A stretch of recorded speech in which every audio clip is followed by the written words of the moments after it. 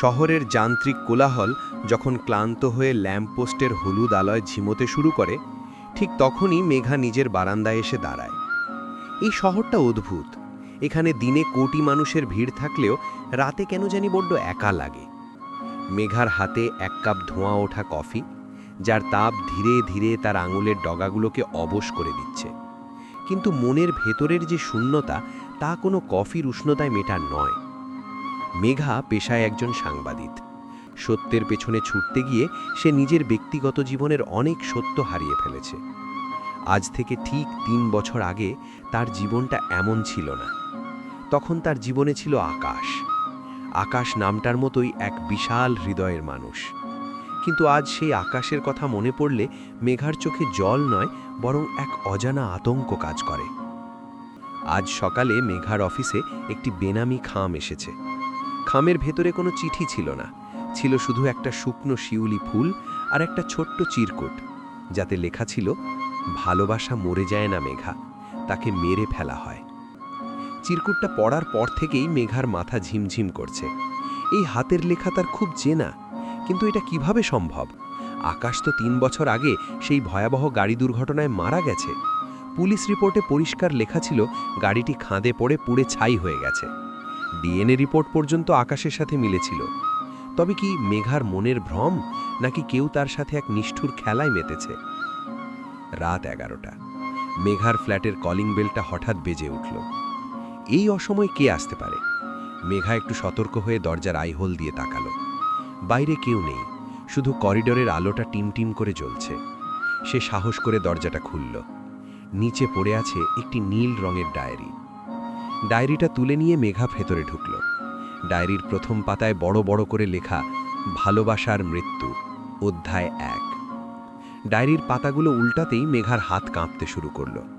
এতে তাদের দুজনের প্রথম দেখা হওয়ার দিন থেকে শুরু করে দুর্ঘটনার আগের রাত পর্যন্ত সব কিছুর পুঙ্খানুপুঙ্খ বর্ণনা দেওয়া আছে। এমনকি এমন কিছু ব্যক্তিগত কথা লেখা আছে যা শুধু আকাশ আর মেঘাই জানত। মেঘা ডায়েরির পাতায় ডুব দিল। তার মনে পড়ে গেল সেই বৃষ্টির বিকেলের কথা, ধানমন্ডি লেকের পাড়ে যখন আকাশ প্রথম তাকে প্রপোজ করেছিল। আকাশ বলেছিল, মেঘা, আমি তোমাকে এত ভালোবাসবো যে মৃত্যুও আমাদের আলাদা করতে পারবে না। মেঘা তখন হেসে বলেছিল, বেশি ভালোবাসা ভালো নয় আকাশ, বেশি ভালোবাসলে নাকি ভালোবাসার মৃত্যু হয়।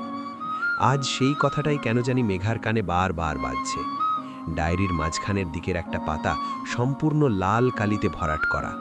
সেখানে লেখা, সেদিন দুর্ঘটনা ঘটেনি মেঘা, ওটা ছিল একটা পরিকল্পিত খুন।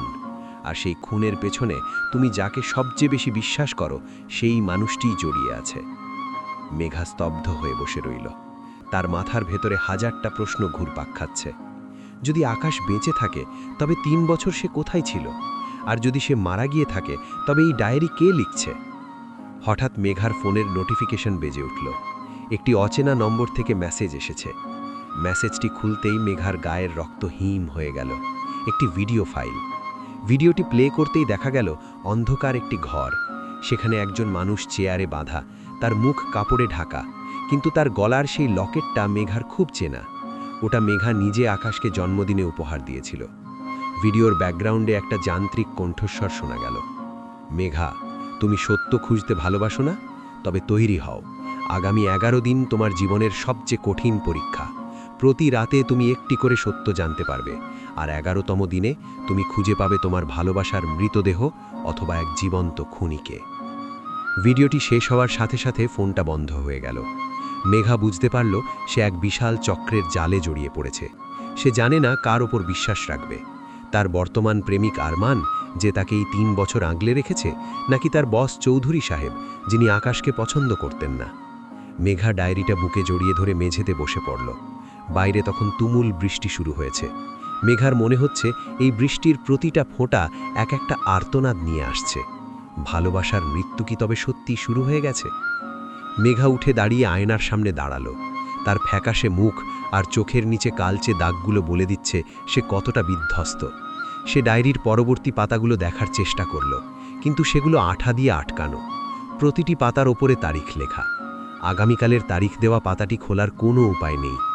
সে জানালার কাছে গিয়ে দেখল রাস্তার ওপারে একটা কালো রঙের গাড়ি দাঁড়িয়ে আছে।